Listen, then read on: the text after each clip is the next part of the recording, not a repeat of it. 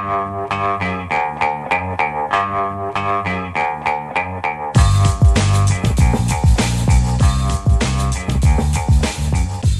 the Brian Lehrer Show on WNYC. Good morning again, everyone.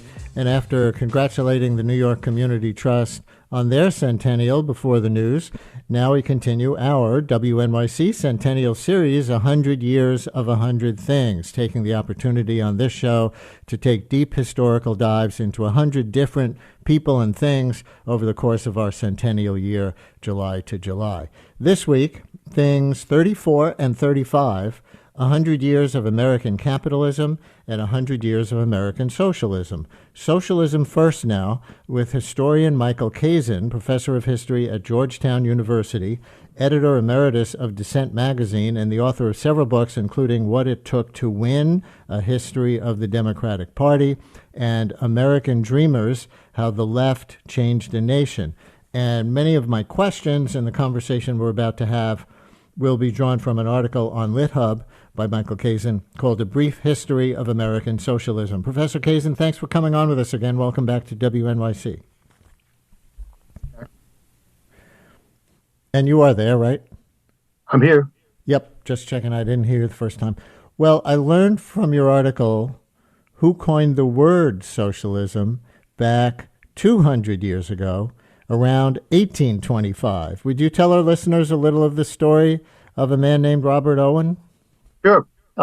It's kind of ironic because Robert Owen, who was born in Wales and made a lot of money in Scotland as a textile manufacturer, but was very unhappy with the idea that there was a competitive society, that some people were doing very well, like himself, and many working people were doing very badly. And so he actually, when he was in Scotland, he set up schools for his workers. He gave them free food. He limited their working hours to only 12 hours a day, because some of them were working 14 hours a day. But then he came to the United States in the 1820s, and he set up what he called socialisms, utopian colonies where all the land was held in common. Men and women had equality. They did men did jobs that had been women's jobs before. Women did men's jobs before. And he coined the term socialism. Well, he made it popular anyway. We're not exactly sure who actually first used the term, but he made it popular. And by which he meant socialism compared to individualism. People using their social connections to help one another instead of to compete with one another. You're right that unlike people who call themselves socialists today, he was treated with great respect by top leaders of the United States when he came to this country. We're still in the 1800s here. By whom and in what context? Well, it's quite amazing, actually. He gave two addresses to joint sessions of Congress, in 1824, early 1825, and every living president at the time actually heard him. He went to Monticello in Virginia to talk to Thomas Jefferson, who was too ill to hear him in Congress, but the outgoing President James Monroe in 1824 heard him, and the incoming President John Quincy Adams also heard him. And John Adams, who lived until 1826, he went to visit him in Massachusetts. So, ironically, the man who coined the term socialism was listened to respectfully, not necessarily that they agreed with him, but listened to respectfully by every living American president. And how did they, if there's any historical record of this, square their respect, at least their respect, for Owen's ideas about socialism? Because of the way you just described what he meant. He was contrasting it with individualism. And if there's been a country in the history of the world that's explicitly identified with individualism, it's been the United States from the beginning. It's true, but remember, the United States was not yet an industrial society then. The only industrial society in the world was Owen's own Britain, United Kingdom. And what William Blake famously called the dark satanic mills of industrializing Britain were something that Americans, both presidents and wealthy Americans and also ordinary Americans who knew what was going on, wanted to avoid. They wanted a more egalitarian society. Unfortunately, most of them only wanted egalitarian society among white people, but nevertheless, a more egalitarian society. And they hoped to avoid some of the class divisions that were growing up between workers and industrialists in Great Britain. And that was one of the things I think which really led people to at least be interested in what Robert Owen had to Yeah. say, whether they agreed with Yeah. him or not. An Right. alternative to Britain, the way Britain was developing.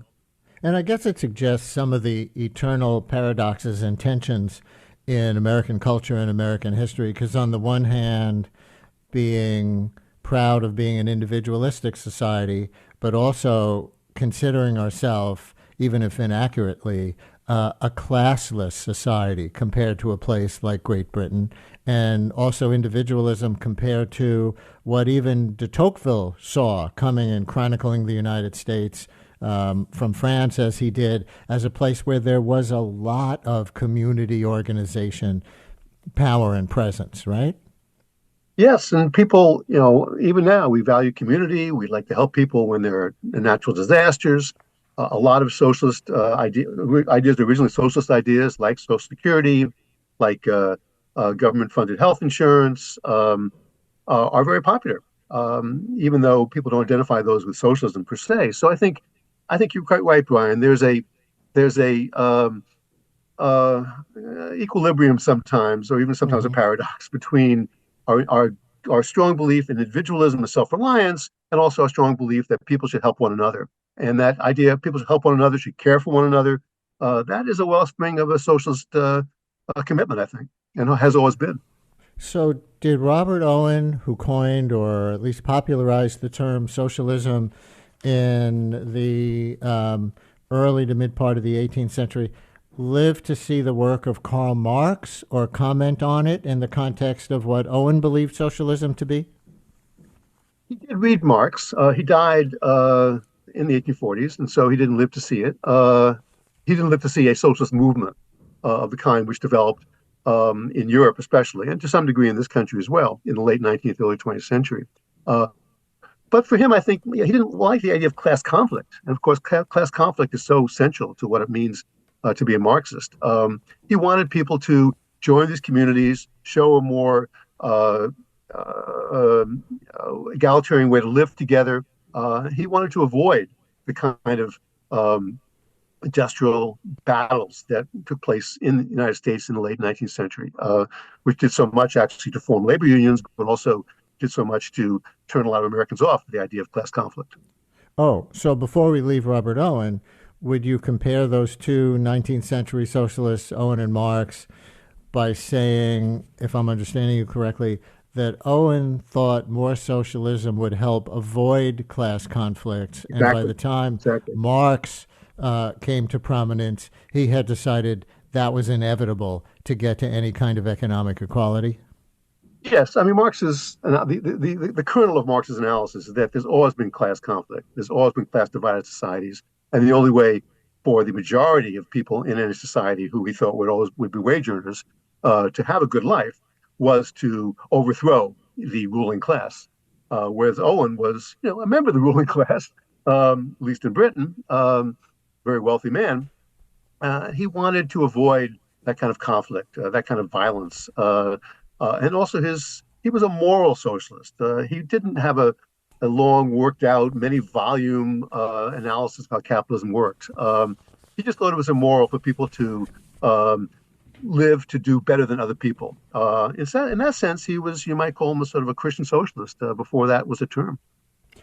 Listeners, if you're just joining us, we're in our 100 Years of 100 Things series. Thing 34, 100 Years of American Socialism. Later in the week, we'll do 100 Years of American Capitalism. Our guest for this, historian Michael Kazin. Now let's jump ahead to only 100 years ago. In the 19 teens and 20s, America's best-known socialist at the time, Eugene Debs, ran several times as a third-party candidate for president. Here's a clip of arguably today's leading American socialist, Senator Bernie Sanders of Vermont, describing Debs as a big influence on him. Another one of my heroes is Eugene Victor Debs. That ring a bell? Yeah. Yes. Okay. For many reasons. Yes. All right. Debs, many listeners may not know who Debs was. Debs was a union organizer in the early 1900s, helped form the American Railway Union, ran for president, I think, 5 times, ran the last time while he was in a jail cell because of his opposition to World War I and got 1 million votes doing that. Debs lost badly in every race that he ran in. In 1932, Franklin Delano Roosevelt ran for president, and much of what Roosevelt ended up doing was at least some of what Debs had talked about. Debs helped lay the groundwork for ideas. So sometimes you can lose and win if you're into transforming society. Bernie Sanders on the Lex Friedman podcast, that was just 3 days ago that was recorded, on Eugene Debs. Professor Kazin, tell us more. Who was Eugene Debs, and what was the Socialist Party, the line that he ran on in those presidential elections 100 years or so ago? Eugene Debs was an interesting guy. He was born in a little town in Indiana, Terre Haute, and he was a railroad worker. As Sanders said, he was a union leader of the Brotherhood of Locomotive Firemen and then of a larger union of all railroad workers, American Railway Union.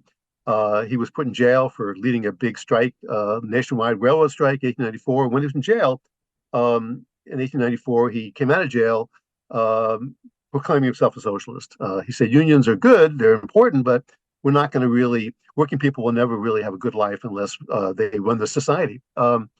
And so he became the main leader of the Socialist Party of America, which was formed in 1901. Sanders is right; he ran 5 times for president under the banner of that party. He never won more than 6% of the popular vote for president in 1912, winning about 1 million votes. But he was a very popular figure, even among people who didn't vote for him, because he spoke about socialism in an American idiom. He talked about the Constitution, the Declaration of Independence, as very fine documents. Because of the ideals that they put forth of democracy and equality, which he believed could not be fulfilled under capitalism. He also talked about religion. He said Jesus Christ was the first true socialist. He was a carpenter, and empire put him in, crucified him, and so forth.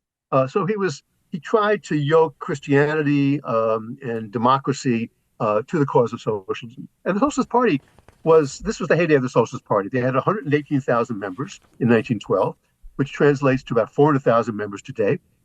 And they had a lot of people elected to office, local offices. Over 1,000 different socialists were elected to local office in different parts of the country.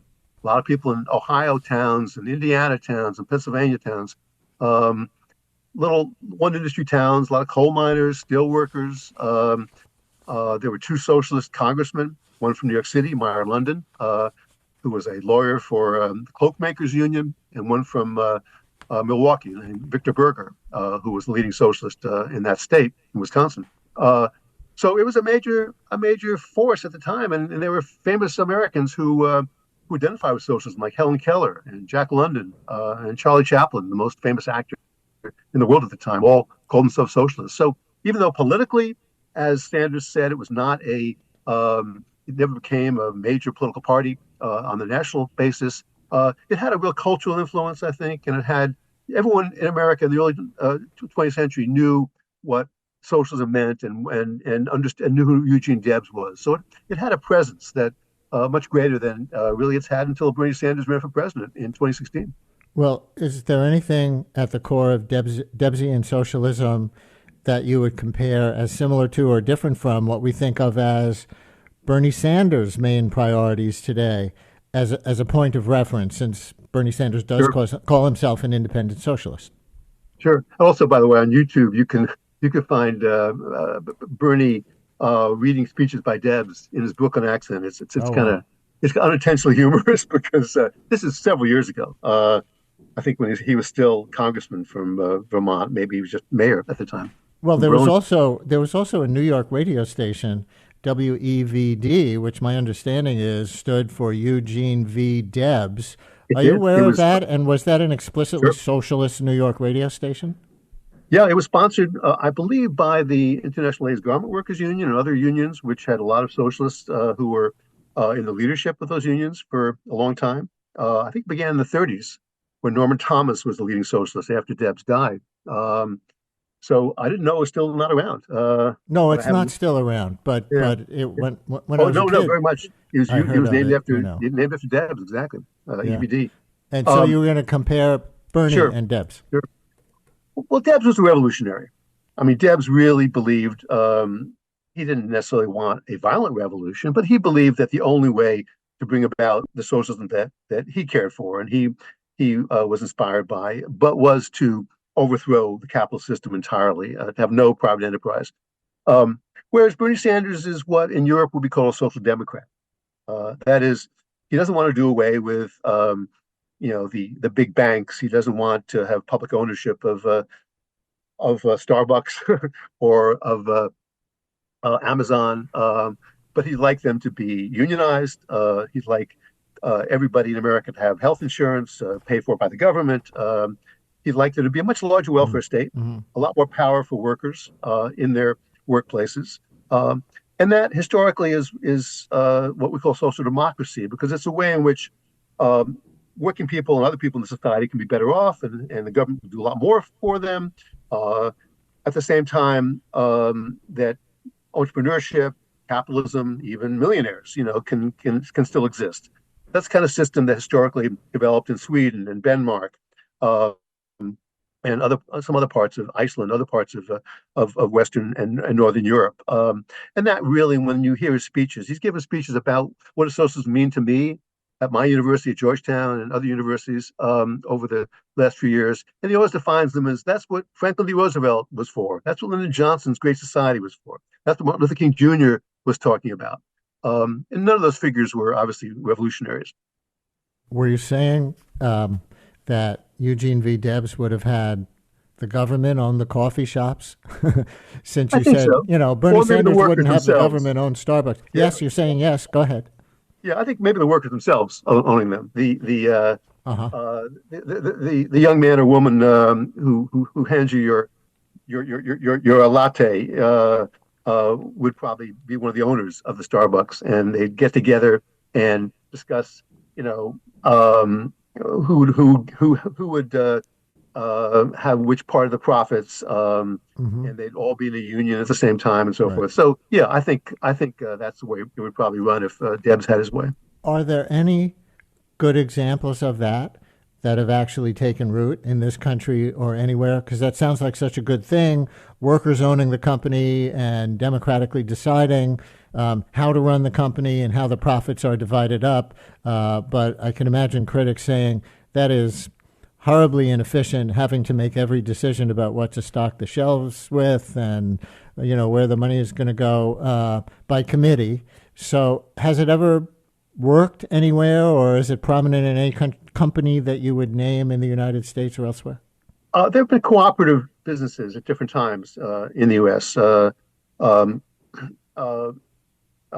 Planing mills, for example, that were run by carpenters, brick making factories that run by the bricklayers themselves. But I don't think there's any one right now that way. And of course, it takes a lot of work, as you say. Oscar Wilde, who was often sympathetic to socialism, when he wasn't so sympathetic, he had a great line. He said he wouldn't want socialism because it would take too many evenings. That is, too many meetings. Democracy at the workplace takes a lot of time, and that's one thing. A lot of people, obviously working people, they want to do their job and get paid as well as possible for it, and then forget about it for a while. Whereas if you help to run the company, you can never quite forget about it. If you're just joining us, we're in our centennial series, 100 Years of 100 Things. This week, things 34 and 35, 100 Years of American Capitalism. Later in the week, 100 Years of American Socialism. Now, with historian Michael Kazin from Georgetown. And listeners, anyone have family oral histories of socialists going back however many generations, and what they believed in or what got handed down to you? As we always try to include a personal oral history aspect to these 100-year segments. 212-433 WNYC, 212-433-9692. I myself had some relatives from the past who, when I was young and they were old, they were telling me about being active in the 30s and told me when I was a kid that they used to argue about Lenin versus Trotsky and various things like that. So who has a story like that of socialists from the past in our 100-year series from your family or anyone else who you knew or yourself? 212-433 WNYC. We can take some phone calls from younger DSA members today, but this is mostly a history segment. So we want to get old stories on the table as well as some contemporary thinking. 212-433-WNYC, 212-433-9692. Staying with Debs and that era right around 100 years ago, you mentioned this briefly, counterintuitive probably to people grounded in today's politics might be the fact that you wrote about a strain of rural Christian socialism, such as in Oklahoma a century ago. And of course, people will think, well, wait, today the rural parts of the country are the most conservative, and what we consider the Christian movement in this country, and I realize there are different kinds of Christianity. You know, there's the black church, which is very different from the white Christian nationalists who are in the news a lot now. But the idea of rural Christian socialism might make a lot of listeners in 2024 go, what? Well, yeah, one of the ironies is that Oklahoma today, which I think is one of the reddest states in the country, votes for Republicans by 30 or 40 percentage points. 1912, when Debs ran for president, he got the highest vote in any state in Oklahoma, 16.6% of the vote in Oklahoma. And that was because Oklahoma at the time was very Christian, Protestant almost entirely, but it was a state of tenant farmers, poor farmers who worked for other people, and sometimes farmers who owned a little bit of their own land, and mine workers, and very badly exploited, oppressed people in both cases. And there was something called the social gospel back then, which some of your listeners probably heard of. The idea that the way to be a good Christian was to apply the teachings of Christ to society, to try to make society more moral and more equal, so the meek would really inherit the earth, as Sermon on the Mount put it. So you had former populists who were mostly a rural group in the 1890s, who were quite popular in places like Oklahoma, who had big revival meetings on the prairies there. You had ministers who talked about Christ as a carpenter, humble man who would have wanted people to share everything equally. You had a Socialist Party which argued that if your property taxes, if you're a farmer, your property taxes are under $1,000, you shouldn't have to pay you shouldn't have to pay any property tax at all. Only people who have property over $1,000 have to pay property tax. So the socialists in Oklahoma and elsewhere too had a program, even within capitalism, reforms to help wage earners, to help small farmers. And that was one of the reasons why people were attracted in Oklahoma to the Socialist Party. They really felt that both major parties were made up of people who didn't really do much for them, didn't really help them, just talked rhetorically about helping them, but didn't really do anything specifically. Whereas the Socialist Party, for some of these people, really had an idea of, you put us in power, we will cut your property taxes. We will make sure you have a minimum wage. We will make sure there'll be factory inspectors or coal mine inspectors who will go into your workplaces and make sure that you're not in danger of dying because of an industrial accident. All that was very attractive to people who voted socialist. By the way, I see in that context, in your article, A Brief History of American Socialism, which you wrote last year on lithub.com, that the writer of the Pledge of Allegiance is somewhere in that context of Christian socialism. Want to say that part here? Sure. His name is Francis Bellamy, and he wrote the Pledge of Allegiance in the 1890s as a way partly to try to get immigrants assimilated into American culture. And he was inspired when he wrote that by the French Revolution as well as by the promise of the Declaration of Independence. So he didn't advertise the fact that he was a Christian socialist because he wanted everybody to say the Pledge of Allegiance. But he was very much inspired, I think, by the idea that socialism, Christian socialism, would be the fulfillment of American ideals. And that's inspired him to write the pledge in the first place. We're going to take a break and continue for the rest of the hour with Michael Kazin, historian from Georgetown, on 100 years of American socialism, and really we've been talking about 200 years of American socialism, but our latest segment in our 100 Years of 100 Things series, 100 Years of American Capitalism, coming up later in the week. So we've got a lot of time left as we move toward the present, a lot of years left to cover. And probably won't surprise you, Professor Kazin, to learn that our lines are full. And we even have a recently declared mayor of New York candidate who's calling in. So that's going to be one of the calls that we take as we continue on 100 Years of 100 Things on the Brian Lehrer Show. Stay tuned.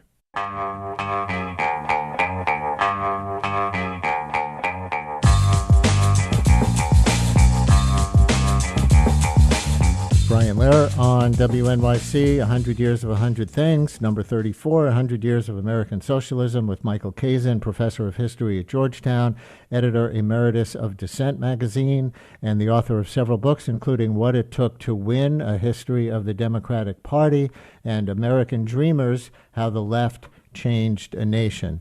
And since I teased before the break that we have a declared mayoral candidate calling in, let's take him and see what he has to say. It is Assembly Member Zoran Mamdani in Astoria, Queens. Assembly Member, thank you for calling in. Hello. You want to talk about the history of socialism? I'm always ready to talk about the history of socialism. Thank you so much, Brian, for having me on the call and for having this segment. And I think when we're talking about this topic, one of the things that comes to mind for me is the concept of sewer socialism, which was a term that was coined by a delegate to the Milwaukee Convention of the Socialist Party of America to describe the project of municipal government that transformed that city, where you had socialist mayors who went on to build public health infrastructure, publicly owned power system, improving workplace conditions, expanding education, truly putting the needs of the working class at the center of city government. And there was this quote that has always stuck with me that one observer said of those mayors and of that project, which was, they were never approached by the lobbyists because lobbyists knew it was not possible to influence them. And that ethos, that vision, it has been a real guiding force for so many of us legislators who are members and endorsed by the New York City chapter of the Democratic Socialists of America. Professor Kazin, do you want to engage? Yeah, that's great. I'm glad someone mentioned all this. Sewer socialism, I mean, they were called sewer socialists partly because there's a lot of disease, coming out of the sewers back then. And one of the things that socialists who got elected to run cities like Schenectady, Reading, Pennsylvania, and Milwaukee, especially, because they ran Milwaukee for many years, wanted to do was have a better sanitation system so people wouldn't get so sick, especially in poor neighborhoods. And that's one of the reasons they got elected locally. They weren't talking about revolution. That's not what got them elected to run these cities. Got them elected was talking about better social services, fairer taxes, public ownership of utilities, playgrounds and parks. A big park in Milwaukee was built by a socialist mayor named Daniel Hone.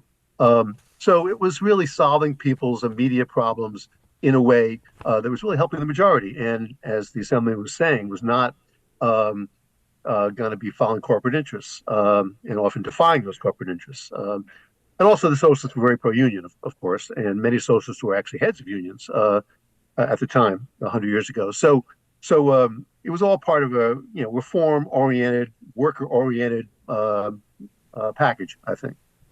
Assembly Member, let me ask you one follow-up question, because I'm sure if you're out there as a declared Democratic Socialist, if you and Eric Adams, and I realize there are other candidates who are already declared, but let's just say for the moment, you and Eric Adams, when you get close to the primary next June, are both in it. He's certainly not a self-described socialist, and conservatives today will tar socialists with the implication that they are totalitarian, or that the socialism that they believe in could eventually wind up in totalitarianism, right? And the Soviet Union, socialism that did metastasize into Stalinism, did happen. in the mid-20th century. So the critique sometimes is that this is ultimately going to take away people's freedoms. How would you respond to that if somebody threw that at you, or if Eric Adams next year throws that at you?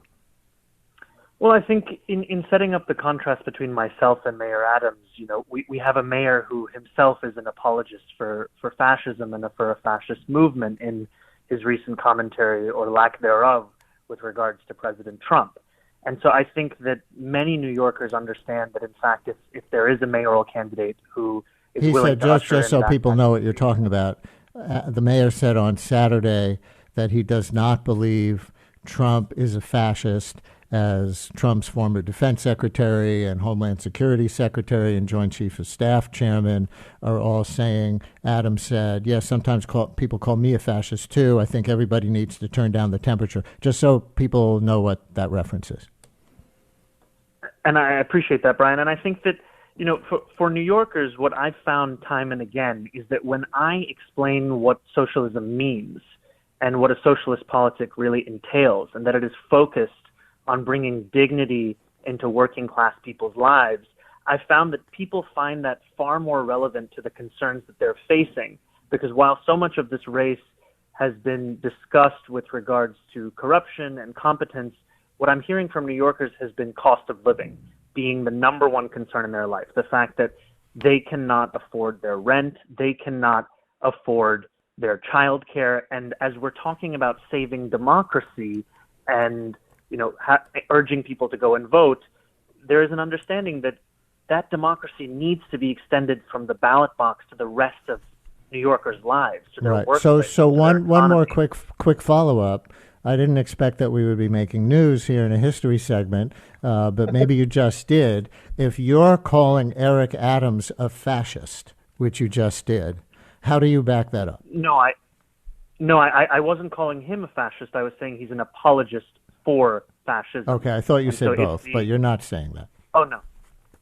No, I'm not saying that, though I know he'd love me to. But that's not what I'm saying. And I think, to the point that was also made earlier by the professor about socialists making a mark in their governance by being separate from corporate influence and lobbyist influence, I think also that's what we're seeing from New Yorkers, where we have a mayor who was elected on the premise of supporting the working class, and instead he has sold them out to big business. And almost 100 years after the term of sewer socialism was coined, there were 5 socialists that were sent to the state legislature, and this was at the time where aides of Governor Andrew Cuomo were actually saying very similar things about us, because we were circulating a letter amongst our colleagues calling on the governor to resign due to his criminal mismanagement of the pandemic and claims from multiple women alleging predatory behavior.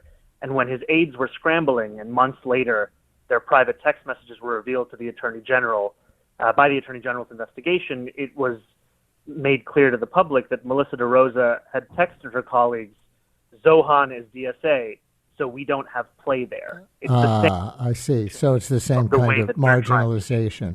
Assemblymember, Zoran Mamdani, also a declared mayoral candidate in next year's Democratic primary. Thank you for calling in. Very interesting. We'll talk to you next year, if not before, as we have all the candidates on and the primary really heats up. Let's take another oral history call from another fairly prominent caller, filmmaker Danny Lyon, calling from Albuquerque. Danny, you're on WNYC. Hello.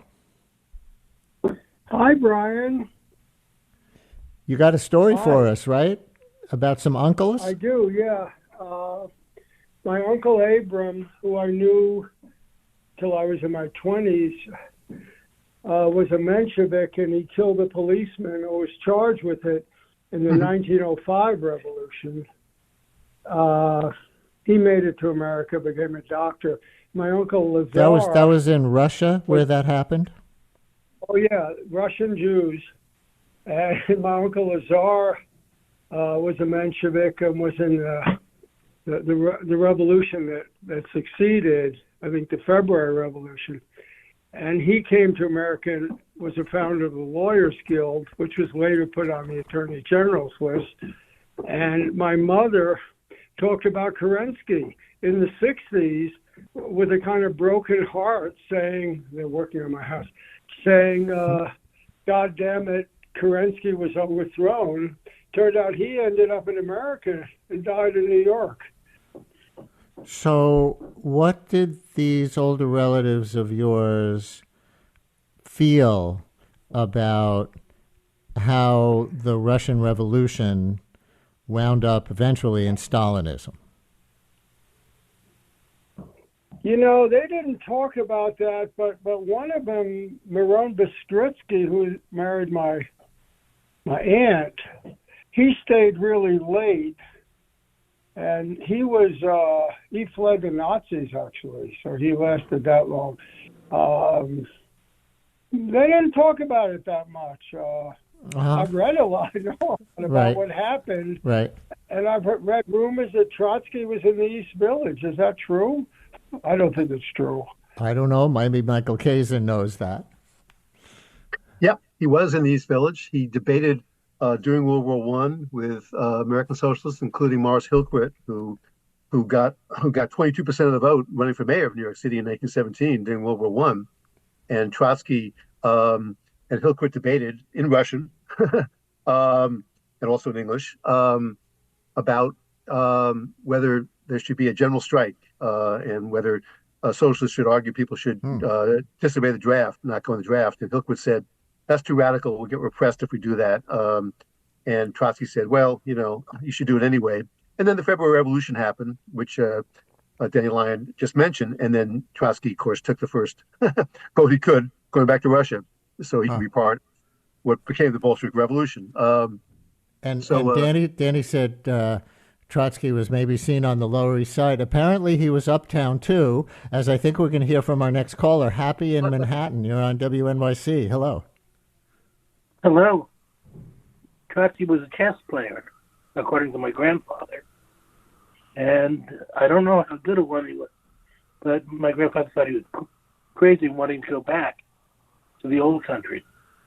They had worked hard enough to escape the Tsar, and now you want to go back?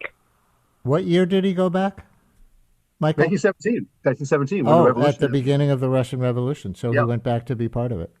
Yeah, he wasn't here that long, but and his English wasn't that good, actually. I said he spoke several languages, but English was not one of his better languages. Happy, thank you for that story. Kim in Harlem, you're on WNYC. Hi, Kim. Hi. Go ahead. I would like the professor to touch upon the policies of socialism and how white America became very much anti-socialist when many of the policies of socialism started to benefit all blacks. Minority people in this country started to fight for those rights, and it allied with giving them those rights. So, believe it or not, white America started to align socialism with giving opportunities to people of color in this country and became very anti-socialist and thinking that all of America's money is going to go towards people of color. Professor Kazin, is that how you understand history? And Kim, thank you very much. Well, it's a little more complex. I mean, certainly Debs was anti-racist, but some socialists were not, unfortunately, anti-racist earlier in the 20th century. The Communist Party, which, of course, supported socialism, but it aligned itself with the Soviet Union, was actually a very important anti-racist force in America. Helped to lead the National Negro Congress. There were pro-communists like Paul Robeson, W.B. Du Bois, very important leaders who were friendly with communists, though they were not themselves members of the Communist Party in the 30s and 40s. And it's certainly true that racists in the South and in the North often said that civil rights was a communist cause. And Martin Luther King Jr., as some people probably know, was pilloried by the FBI, by J. Edgar Hoover in the 60s because he had some aides and advisors who had been communists. And one of them still was, a guy named Stanley Levinson still was in the Communist Party.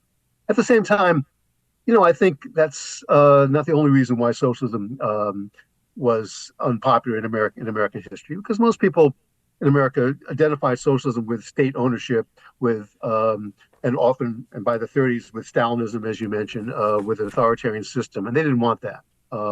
So as long as socialism was seen as an anti-democratic, anti-civil liberties. And also, and we're going to run out of time soon, you have in your article you quote a critic of socialist, I think a sympathetic critic of socialism maybe, but that some reasons that they're marginal in the U.S. is that they could not relate to the specific problems of the give and take political world.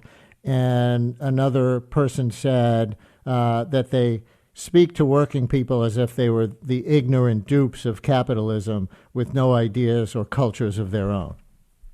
Yeah, these are some of the criticisms. The idea that you're talking down to people, telling them you're some socialists, not all by any means, but some socialists who are not good organizers would often tell working people, you got to wise up here. Capitalism is not good for you. How can you continue to want to be a small business person? How can you continue to vote for these capitalist parties, Democrats, Republicans? And that's a problem that people on the left have today as well.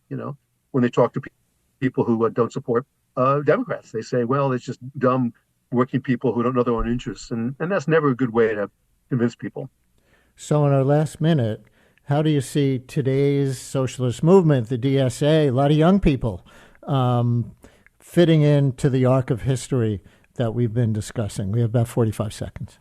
Sure. DSA is larger than it's ever been, but it's lost some people in the last year or so, partly because of divisions over the Gaza war. But I think it's very positive that people are thinking again about socialism in a way they really haven't in about 100 years. And that began with Bernie Sanders' campaign in a serious way, I think, in 2016, and it continues today. My students are not hostile to socialism, even though they don't always call themselves socialists. So the idea that socialism is something people could talk about, argue about, debate, and not minimalize is, I think, a very good thing.